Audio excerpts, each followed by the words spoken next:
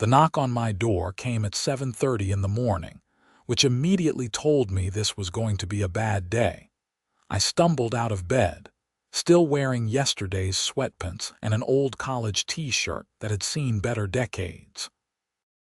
Through the peephole, I could see a woman I vaguely recognized from the neighborhood standing on my porch, with a clipboard clutched against her chest like a shield.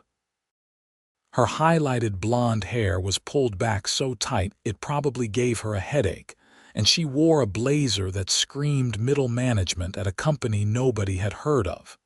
"Can I help you?" I asked through the door, not bothering to open it yet. "Mr. Mitchell Morrison." "I'm Brenda Patterson from the Meadowbrook Hills Homeowners Association. I need to speak with you about a violation on your property." My stomach dropped. I had been living in this subdivision in Cedar Rapids, Iowa, for 3 years, and had managed to avoid most HOA drama by keeping my head down and following the rules. I mowed my lawn on schedule, painted my mailbox the approved shade of black, and even attended one of their quarterly meetings once, though I left after 20 minutes of listening to arguments about whether Christmas lights should be allowed after January 2nd. I opened the door. "What violation?" Brenda's eyes swept over my appearance with obvious disapproval before consulting her clipboard. "We've received a complaint about unauthorized smoke coming from your chimney. According to our records, you haven't submitted the required annual inspection certificate for your wood-burning stove." "My wood stove?" I ran a hand through my hair, trying to process this. "I just had it cleaned and inspected last month. The chimney sweep gave me a certificate. I'm going to need to see that certificate, and we'll need to conduct our own inspection." She pulled out a printed form from her clipboard. "According to Section 7.3 of the Meadowbrook Hills Community Standards, all wood-burning appliances must be inspected annually by an HOA-approved inspector. The guy who cleaned it is a licensed professional. He does this for a living." "Was he HOA approved?" Brenda's tone suggested she already knew the answer. I had no idea what HOA approved even meant in this context. "He's licensed by the state of Iowa. He's been doing this for 20 years. "Then you should have no problem with our inspector taking a look. We take safety very seriously in Meadowbrook Hills." She handed me the form. "This needs to be completed within 72 hours or we'll have to begin the fine process." "Fine process? For what? My stove is perfectly safe. It was just inspected." Brenda's smile was tight and practiced. "I'm sure it was. But rules are rules, Mr. Morrison. The inspection fee is $250, payable to the HOA before the inspection can be scheduled." $250. My voice came out louder than I intended. "I already paid $300 for the cleaning and inspection last month." "That's unfortunate, but it's not an HOA-approved inspection. Have a good day, Mr. Morrison. Remember, 72 hours. She turned and walked back to her silver SUV parked in my driveway, leaving me standing in the doorway holding a form that demanded I allow strangers into my home to inspect something that had already been inspected. I closed the door and looked at the paper. It was dense with legal language and references to community standards I had never heard of. At the bottom was a phone number for scheduling the inspection, and a notice that failure to comply would result in daily fines starting at $100. My coffee maker beeped from the kitchen, reminding me that I hadn't even had caffeine yet, and I was already dealing with this nonsense. I walked to the kitchen, poured myself a cup, and sat down at the table to actually read through the form. The more I read, the angrier I got. The inspection would require me to be present during a 2-hour window they would designate. I would have to provide access to the stove, the chimney, and any related ventilation systems. They reserved the right to take photographs and samples. And at the end, regardless of whether they found any issues, I would owe the $250 fee plus a $75 administrative processing charge. I pulled out my phone and found the certificate from Midwest Chimney Services. Jerry Henderson had come out on November 15th, just over a month ago. He had spent 3 hours cleaning the chimney, inspecting the stove, checking the clearances, and making sure everything met code. The certificate listed everything he had done and confirmed that my wood stove was in excellent condition and safe for use. The date stamp on the certificate clearly showed it was from last month. This should have been more than sufficient. I called the number on the HOA form. A woman answered on the third ring. Meadowbrook Hills HOA, this is Susan speaking. Hi, my name is Mitchell Morrison. I just had a visit from Brenda Patterson about my wood stove and I have some questions. Oh yes, Mr. Morrison, I have your file right here. Are you calling to schedule your inspection? I'm calling because I already had my stove inspected last month. I have the certificate right here. Was the inspector on our approved list? I don't know. I used Midwest Chimney Services. They're a reputable company. I heard typing on the other end. I'm not seeing them on our approved vendor list. Let me check something. More typing. No, they're not approved. You'll need to use one of our designated inspectors. Why? What makes your inspectors better than a licensed professional? Susan's tone remained pleasant but firm. Our inspectors are specifically trained in the Meadowbrook Hills community standards. They understand what we're looking for. Which is what exactly? Safety compliance, aesthetic standards, and proper installation according to our guidelines. My stove was installed by professionals 5 years ago before I even bought the house. It's been inspected multiple times. There's nothing wrong with it. I'm sure that's true, Mr. Morrison, but we still need our own inspection. Would you like to schedule for this week or next? I took a deep breath, trying to keep my temper in check. Let me talk to someone else about this. Who's in charge? Brenda Patterson is our compliance coordinator. You've already spoken with her. Someone above her. That would be our board president, but he only takes calls during designated office hours on Wednesdays between 2 and 4 p.m. I looked at my watch. It was Tuesday. Fine. What's his name? Richard Cunningham. Would you like his email address? Yes, and I want to file a formal complaint about this ridiculous policy. Susan provided the email address and explained that formal complaints had to be submitted in writing and would be reviewed at the next board meeting, which wasn't for another 3 weeks. By then, according to their timeline, I would already be facing daily fines. I spent the next hour drafting an email to Richard Cunningham. I kept it professional but made my position clear. I had followed proper safety procedures, hired a licensed professional, and had documentation proving my wood stove was safe and well maintained.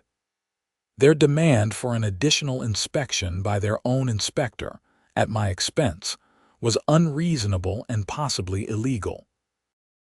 I attached a scan of Jerry's certificate and hit send. Then I called Jerry Henderson directly.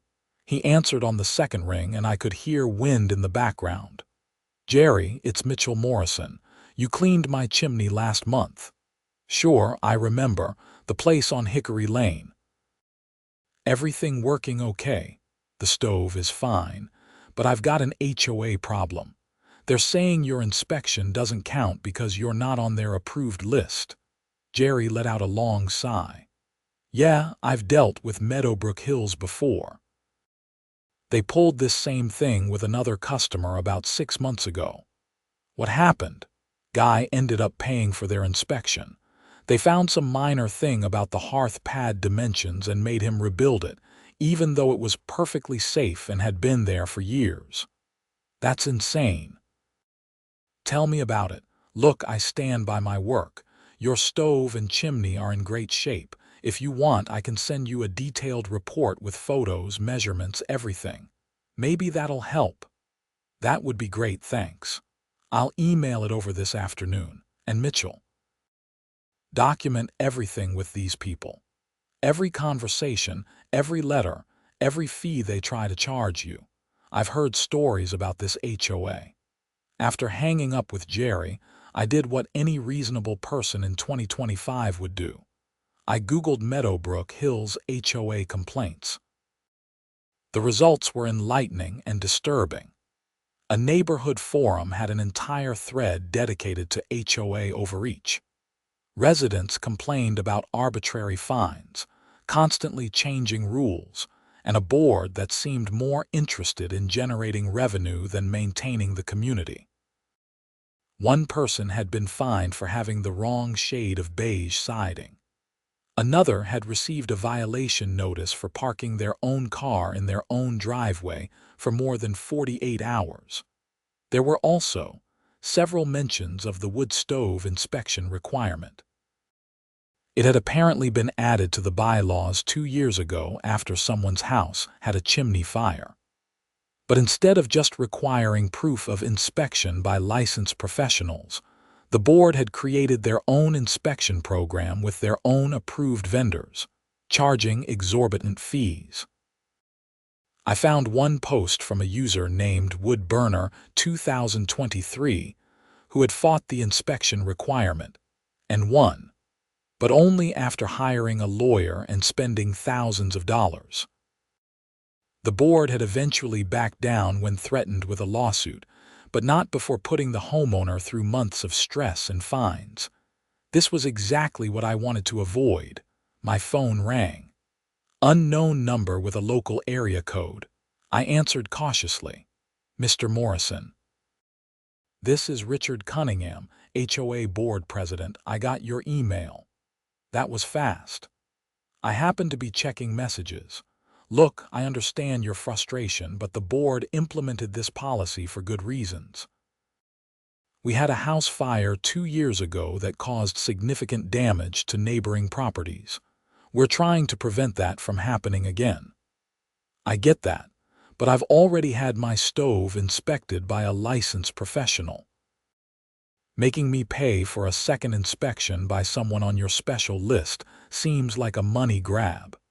It's not about money, it's about ensuring consistent standards across the community. Then why isn't there a list of qualified criteria? Why do I have to use your specific vendors? Richard paused. Our inspectors are trained in what we need them to look for. Which is what? What are they going to check that a licensed chimney sweep with 20 years of experience didn't already check? Compliance with community aesthetics, proper documentation, verification of permits. My stove was installed before I bought the house. It was here when I moved in. The previous owner had all the permits. Then the inspection should go smoothly. Just schedule it, Mr. Morrison. It'll be over in an hour, and you won't have to worry about it for another year. I shouldn't have to do it at all. I have proof my stove is safe. Richard's voice hardened slightly. The policy is in the bylaws. If you refuse to comply, we'll have to begin the fine process. I don't want to do that, but I will if necessary. I'll be seeking legal advice about this. That's your right. But the fees will continue to accumulate while you do. Have a good day, Mr. Morrison. He hung up before I could respond. I sat at my kitchen table, staring at my phone and feeling the familiar burn of injustice in my chest. I had done everything right. I had maintained my property, kept my stove safe, hired professionals, and now I was being threatened with fines because I hadn't used their special inspectors. The thing that really bothered me was the timing. Why now? I had been using my wood stove for 3 winters without any complaints. What had changed? I decided to talk to my neighbors. Maybe someone else had dealt with this and could give me advice. I started with Tom Granger, who lived 2 houses down. Tom was retired military, practical, and generally annoyed by HOA nonsense. He answered his door in cargo shorts despite the December cold. "Mitchell, what's up? Got a question about the HOA. Have they bothered you about your fireplace?" Tom's expression darkened. "Gas fireplace doesn't count, apparently." "But yeah, they tried to get me to pay for some kind of inspection last year. I told them where they could stick it." "What happened?" "They fined me. I ignored the fines. Eventually, they put a lien on my house for $800. I had to pay it when I refinanced last month." "They put a lien on your house?" "They can do it according to the HOA agreement we all signed when we bought here. It's buried in the fine print. After a certain amount of unpaid fines, they can file a lien." This was getting worse by the minute. "Did you fight it?" "Thought about it. But by the time I talked to a lawyer, he said it would cost more to fight than to just pay. So I paid, and now I avoid those people like the plague." I thanked Tom and walked back home, my mind racing. I could pay the inspection fee and be done with it, but that felt like giving in to extortion. I could fight it, but that might cost more in legal fees and fines than just complying. I could sell my house and move, but that seemed extreme. Jerry's email arrived that afternoon with a comprehensive report. He had included photos of my stove, chimney, and all the clearances. Measurements of everything. Notes about the condition of the liner, the cap, the flashing. A detailed list of the cleaning he had performed. It was a professional, thorough document that would satisfy any reasonable building inspector, but the Meadowbrook Hills HOA was apparently not reasonable. I forwarded Jerry's report to Richard Cunningham, with another email explaining that this should satisfy any legitimate safety concerns. I also mentioned that requiring specific vendors with no clear qualification criteria seemed like an unfair business practice and possibly a conflict of interest. The response came 2 hours later from Susan, not Richard. "Dear Mr. Morrison, thank you for the additional documentation. Unfortunately, this does not meet our requirements as specified in the community bylaws. You have 48 hours remaining to schedule your inspection. Please contact our office at your earliest convenience. Failure to comply will result in daily fines of $100 beginning this Friday. Sincerely, Susan Walker, Administrative Assistant, Meadowbrook Hills HOA." I called my sister, Amanda, who was a paralegal in Des Moines. She listened to the whole story without interrupting. "Okay, so here's the thing," she said when I finished. "HOAs have a lot of power in Iowa, but they're not unlimited. If you can show that their policy is arbitrary or discriminatory, you might have a case, but it'll cost you to fight it." How much are we talking, realistically? A few thousand for a lawyer to even look at it seriously, maybe more if it goes to court. And HOAs have deep pockets because they can levy fees on everyone in the neighborhood to pay for legal defense. So I'm screwed either way. Not necessarily. Sometimes just having a lawyer send a letter is enough to make them back down. They don't want the hassle of actual legal action. Want me to ask around for someone who handles this kind of thing? Yeah, please. Amanda said she'd make some calls and get back to me. In the meantime, I decided to attend the next HOA meeting. It was scheduled for Thursday evening, which gave me 2 days to prepare. I spent Wednesday gathering documentation. I printed out Jerry's report, the state licensing information for Midwest Chimney Services, the original installation permits from 5 years ago, and every email exchange I'd had with the HOA. I also researched Iowa HOA law and found several cases where boards had been successfully challenged for overstepping their authority. Thursday evening, I drove to the Meadowbrook Hills Community Center, a bland building at the entrance to the neighborhood that hosted the monthly HOA meetings. I had only been inside once before, for that quarterly meeting 3 years ago. About 20 people were scattered around the room, sitting in folding chairs facing a long table where the board members sat. I recognized Brenda Patterson immediately, sitting at the far right with her eternal clipboard. Richard Cunningham sat in the middle, looking official in a suit and tie despite this being a neighborhood meeting. I took a seat near the back and waited. The meeting started with mundane business. Approval of last month's minutes. A report on the community budget. Discussion about holiday decoration guidelines. I was starting to wonder if my issue would even come up when Richard said, "New business. We have several outstanding compliance issues that need to be addressed." Brenda consulted her clipboard. "We have 3 properties with unpaid landscaping fines, 1 with an unapproved mailbox color, and 1 with an uninspected wood-burning stove." I felt everyone turn to look around, trying to figure out who the offenders were. "The wood stove issue is at 847 Hickory Lane," Brenda continued. "The homeowner has been notified and has refused to schedule the required inspection." I stood up. "I haven't refused. I've explained that I already had my stove inspected by a licensed professional last month." Richard looked at me with an expression of practiced patience. "Mr. Morrison, we've been over this. Your inspector wasn't HOA approved. Because your approved list is arbitrary and seems designed to funnel money to specific vendors. I'd like to know who those vendors are and what relationship they have to the board." Murmurs rippled through the room. Several people pulled out their phones, probably to take notes or record. Brenda's face flushed red. "Are you accusing this board of corruption? I'm asking for transparency. Who are the approved inspectors? What are their qualifications? And why can't other licensed professionals be added to the list?" Richard held up his hand. "The approved vendor list is maintained by the Compliance Committee. Vendors are vetted for their understanding of our community standards." "What standards?" "Safety standards are universal. Either a stove is safe or it isn't.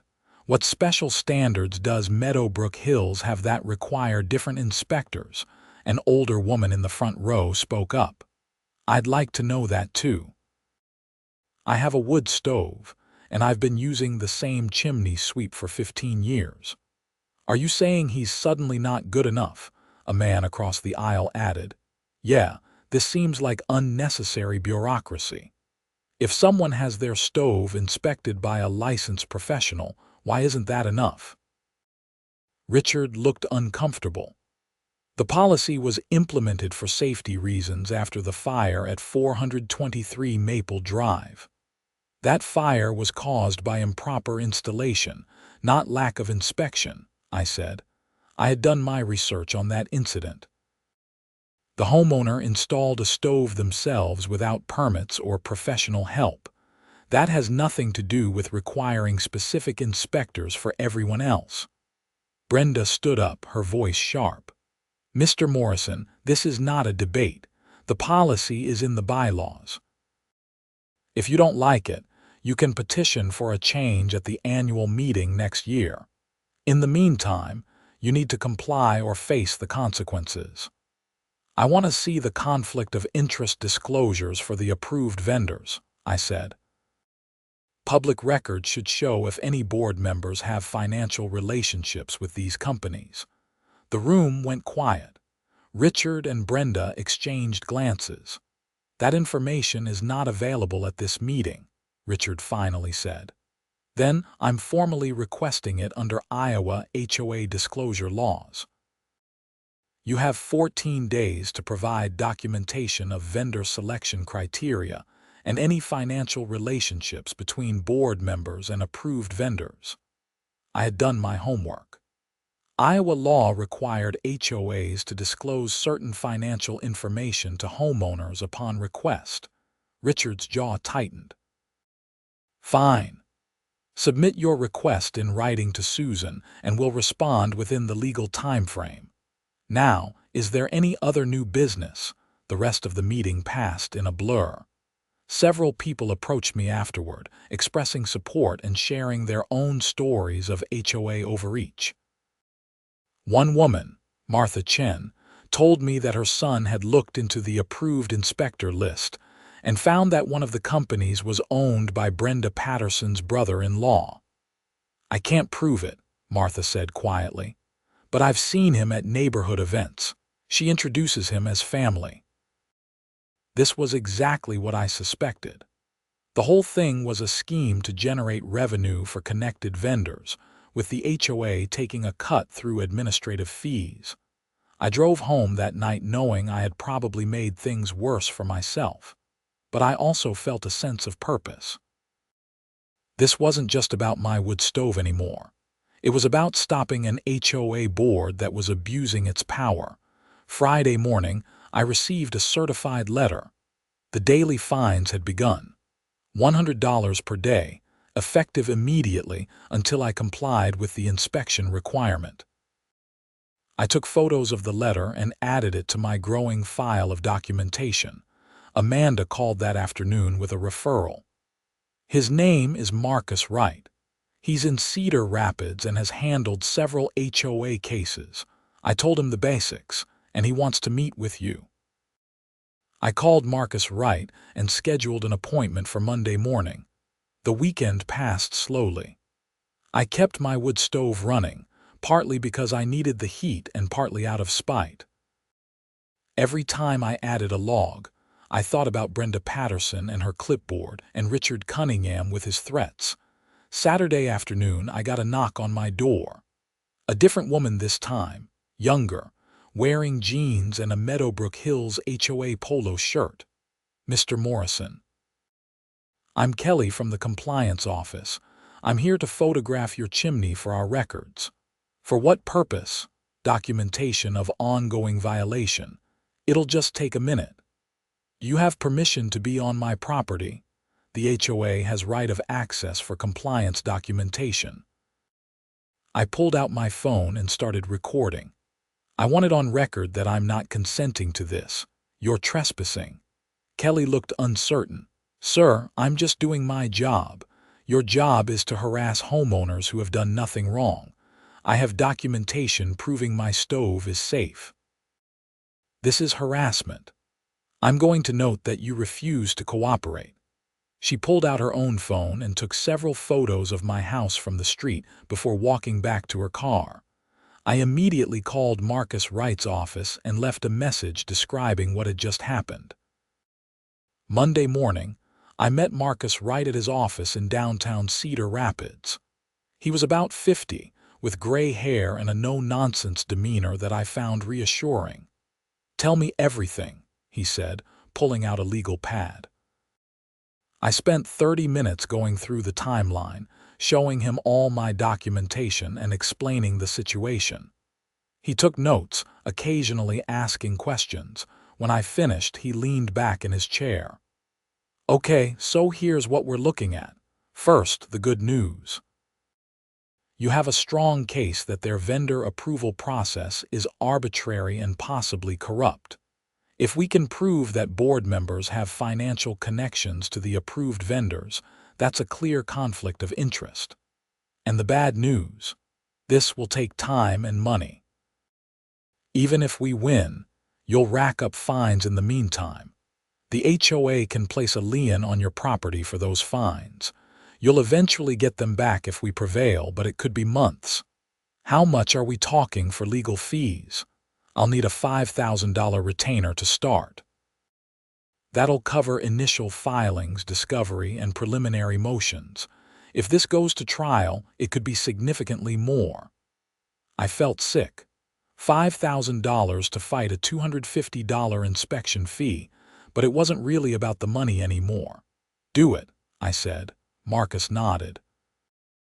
"I'll send a letter to the HOA today informing them that you're represented by counsel and that all future communication should go through me. I'll also submit the formal request for disclosure of vendor relationships and financial records." "How long until we know something?" "They have 14 days to respond to the disclosure request. After that, we'll see what we're working with. In the meantime, keep documenting everything. Every letter, every fine, every interaction. And don't talk to them directly anymore. All communication goes through me. I left his office feeling both relieved and anxious. I had taken a stand, but I had also committed to a fight that could drag on for months and cost thousands of dollars. The HOA's response to Marcus's letter came faster than expected. Wednesday afternoon, he called me with an update. They're willing to waive the inspection requirement if you pay the accumulated fines and agree not to pursue legal action. How much in fines? 5 days at $100 per day, so $500. Plus they want you to sign a release saying you won't file any complaints or lawsuits. Absolutely not. They're trying to buy me off and protect themselves from exposure. That's what I figured you'd say. Okay, we proceed with the disclosure request. I've also filed a complaint with the Iowa Attorney General's office about potential HOA abuse. Will that help? It creates a record. If other homeowners file complaints too, the AG might investigate, but don't count on it. They're usually pretty slow on this stuff. The fines continued to accumulate. $100 per day, documented in weekly certified letters that I photographed and forwarded to Marcus. 2 weeks after our first meeting, Marcus called with news. I got the disclosure documents from the HOA. You're going to love this. What did you find? 3 of the 5 approved wood stove inspectors have direct family connections to board members. One is Brenda Patterson's brother-in-law, like your neighbor suspected. Another is Richard Cunningham's cousin. The third is the son of the treasurer. That's blatant corruption. It gets better. The inspection fees are split. 60% goes to the inspector, 40% goes to the HOA as an administrative fee. Last year, they collected over $30,000 in wood stove inspection fees alone. My jaw dropped. How many houses in this neighborhood have wood stoves? According to their own records, 47. At $250 per inspection, that's over $11,000 annually. The HOA's cut is about $4,500. So they created a policy that funnels money to their family members and generates revenue for the HOA. That's fraud. It's definitely a conflict of interest. I'm drafting a motion to invalidate the inspection policy and demanding a full audit of HOA finances. We're also going to seek reimbursement for everyone who paid these fees under this corrupt system. This is bigger than just my wood stove. Way bigger. I'm going to reach out to other homeowners who might want to join a class action. Are you okay with that? Absolutely. Marcus's motion hit the HOA like a bomb. Within days, he had been contacted by 15 other homeowners who wanted to join the action. Several had paid for inspections. Others had been fined for refusing. Everyone was angry about the board's abuse of power. The HOA hired their own lawyer, a firm out of Iowa City that specialized in defending HOA boards. They filed a response claiming that the vendor selection process was proper and that family relationships didn't constitute conflicts of interest as long as the vendors were qualified. But public opinion had turned against them. The local Cedar Rapids Gazette picked up the story, running an article titled Meadowbrook Hills HOA Under Fire for Inspection Fee Scheme. The article detailed the family connections and quoted several homeowners who felt they had been scammed. Social media amplified the story. A Facebook group called Meadowbrook Hills HOA Accountability gained 200 members in a week. People shared their own stories of unreasonable fines, arbitrary rules, and board members who seemed more interested in power than community. The board called an emergency meeting for a Thursday evening in late January. Marcus advised me not to attend, but I went anyway. I wanted to see their response. The community center was packed. Every chair was filled and people stood along the walls. A local news crew had set up a camera in the corner. Richard Cunningham looked tired as he called the meeting to order. Brenda Patterson wasn't present, which I found interesting. "I want to address the recent allegations about our vendor approval process," Richard began. "The board has always acted in the best interests of the community. The inspection policy was implemented to prevent fires and ensure safety." Someone in the crowd shouted, "Then why are you making money off it?" Richard held up his hand. "The administrative fees cover the cost of maintaining the program, processing paperwork, and ensuring compliance. 40% is not an administrative fee, it's a kickback," another voice called out. The meeting devolved into chaos. Multiple people shouted questions and accusations. The news camera captured everything. Richard tried to maintain order but eventually gave up and adjourned the meeting after only 20 minutes. As people filed out, I overheard conversations. Several homeowners were talking about recalling the entire board. Others discussed filing their own complaints with the Attorney General. The tide had definitely turned. In early February, things escalated further. The Iowa Attorney General's office announced they were opening an investigation into the Meadowbrook Hills HOA based on multiple complaints about financial misconduct. Marcus called me with an update. "The AG's investigation is going to take months, but it's good for us. It adds legitimacy to our case. Also, I got a call from the HOA's lawyer. They want to settle." "What are they offering?" "Full refund of all inspection fees paid over the past 2 years, cancellation of all outstanding fines related to the wood stove inspection policy, and complete elimination of the HOA-approved vendor requirement. Any licensed professional inspection will be accepted going forward." "What about the administrative fees they collected?" "They're offering to reduce HOA dues by 20% for the next year to offset those. And the board members who profited from this. That's not part of the civil settlement." "But if the AG finds criminal wrongdoing, that's a separate matter." I thought about it. The settlement would make me whole and fix the policy going forward, but it felt like the board was getting away with their corruption. "I want a formal apology and admission of wrongdoing in the settlement," I said. "I can ask for that." After more negotiation, the final settlement included everything we had asked for plus a statement from the board acknowledging that their vendor approval process had been inappropriately influenced by personal relationships and apologizing to affected homeowners. The settlement was announced at the March HOA meeting. Richard Cunningham read the statement in a flat voice, clearly unhappy but legally obligated. Several board members, including Brenda Patterson, had already resigned, but the story didn't end there. In April, the Attorney General's investigation concluded with findings of financial misconduct and conflict of interest violations. While no criminal charges were filed, the report was scathing. It detailed how board members had enriched their family members, failed to disclose conflicts of interest, and violated their fiduciary duties to the community. The report made news across Iowa, held up as an example of HOA abuse and the need for better oversight. The entire Meadowbrook Hills HOA board was replaced in a special election. New members ran on a platform of transparency and reasonable enforcement of rules.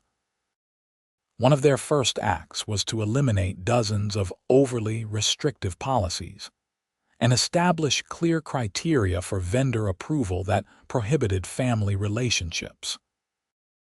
My final interaction with the old HOA regime came in May when I received a check for $350, refunding the money I had spent on Jerry's initial inspection plus interest. A separate letter confirmed that all fines had been canceled, and my account was clear. Jerry Henderson called me a few days later. Just wanted to say thanks. Whatever you did, it worked. I've gotten 5 calls this month from Meadowbrook Hills residents wanting inspections. They're all saying they can finally use whoever they want. It took a while, but justice prevailed. Not just justice. You probably saved your neighbors thousands of dollars in bogus fees. That takes guts. After hanging up, I sat on my back deck, watching smoke drift lazily from my chimney. My wood stove was running, heating my home just like it had all winter. The same stove that had sparked this entire battle. I thought about how close I had come to just paying the fee and moving on. How easy it would have been to avoid the conflict, the stress, the legal bills. But then I thought about all the other homeowners who would have continued paying these corrupt fees year after year. Marcus had been right. This was bigger than my wood stove. My final legal bill from Marcus came to $7,200 after the settlement reimbursed part of his fees. It was a lot of money, but I had made my point. The HOA had been held accountable, policies had changed, and corrupt board members had been exposed. Summer came, and I didn't need my wood stove. But I had it inspected anyway in June by Jerry Henderson, just to have the documentation ready for next winter. He gave me the same thorough service as before, and this time I had no doubt that the certificate he provided would be accepted. I ran into Richard Cunningham at the grocery store in July. He was in the produce section looking at tomatoes when he saw me and quickly looked away. "Richard," I called out. He turned reluctantly. "Mitchell, how have you been?" "Fine." His tone made it clear he didn't want to talk. For what it's worth, I wasn't trying to destroy anyone's life. I just wanted the policies to be fair. Richard sighed. "I know, and honestly, you were right. Brenda convinced us that the vendor program was necessary, but it got out of hand. I should have questioned it more. What are you doing now? Same job I've always had." "I'm not on the board anymore, obviously. That's probably for the best. I'm not cut out for politics." He grabbed some tomatoes and put them in his cart. "Look, I'm sorry for how things went down. We should have listened to your concerns from the start." It was the closest thing to a genuine apology I was going to get. "Thanks for saying that." We parted ways, and I continued my shopping. The anger I had carried for months had faded into something like resignation. The system had worked eventually, but it had taken far too much effort to get there. The new HOA board held a community barbecue in August, an attempt to rebuild trust and bring neighbors together. I went, curious to see the new leadership in action. The board president was a woman named Sarah Mitchell, no relation despite the shared last name, who worked as an accountant. She gave a short speech about transparency, reasonable policies, and actually listening to homeowners. "We're here to maintain property values and provide basic services," she said. "Not to micromanage your lives or create revenue streams for connected vendors. If you have concerns, we want to hear them. If you think a policy is unfair, tell us. We work for you." It was a refreshing change from the previous board's authoritarian approach. I spent the barbecue talking with neighbors I had only waved to before. Many of them thanked me for taking a stand. Martha Chen, who had told me about Brenda's brother-in-law, hugged me and said I had saved the neighborhood. "It wasn't just me," I said. "It was everyone who spoke up and refused to accept the status quo." As the sun set and the barbecue wound down, I walked back to my house with a sense of closure. The battle was over. The corrupt board was gone. Fair policies were in place. My wood stove sat silent in the living room, waiting for winter. It had been at the center of a months-long fight that had exposed corruption, united neighbors, and ultimately made the community better. When October came and temperatures dropped, I lit the first fire of the season. The stove drew perfectly, warming my home just as it had for years. I had Jerry's certificate from June mounted on the wall nearby, a reminder of what I had fought for. A few days later, I got an email from the new HOA board. It was a simple message confirming that they had received my inspection certificate and thanking me for maintaining my property according to safety standards. No demands, no extra fees, no threats, just a professional acknowledgement that I had done what was required. I replied with a short thank you and closed my laptop. That evening, I sat by my wood stove with a book and a beer, listening to the fire crackle and feeling genuinely content. The whole experience had taught me important lessons about standing up for what's right, the power of community action, and the importance of holding those in authority accountable. Would I have gone through it all again if I had known what it would take? Probably not. But I was glad I had fought when it mattered. My wood stove continued heating my home through the winter, and nobody questioned it. Neighbors who had wood stoves of their own hired Jerry or other legitimate inspectors, and the new HOA accepted all properly documented inspections without complaint. The corrupt inspection program became a cautionary tale in our community and beyond. Marcus Wright wrote an article about the case for a legal journal, and other lawyers began using it as a reference for fighting similar HOA overreach. By the time spring came around again, life in Meadowbrook Hills had settled into a new normal. The HOA functioned as it should, maintaining common areas and enforcing reasonable standards without abusing its power. Board meetings were better attended, with homeowners staying engaged to prevent future problems. I never did get all my legal fees back, but I considered it money well spent on principle. And in the end, justice had been served. The people who had abused their positions had been removed. The corrupt policy had been eliminated. And my wood stove, the catalyst for everything, sat cleaned and inspected, ready for next winter. Sometimes I thought about that morning in December when Brenda Patterson knocked on my door with her clipboard and demands. If I had just scheduled their inspection and paid the fee, none of this would have happened. The corruption would have continued. Other homeowners would have kept paying, but I had asked questions instead. I had demanded accountability, and that made all the difference. The certificate from Jerry Henderson hung on my wall, dated from last month before all this started, showing that my wood stove had been properly cleaned and inspected. It had been good enough all along. The HOA just hadn't wanted to admit it. Now they had no choice.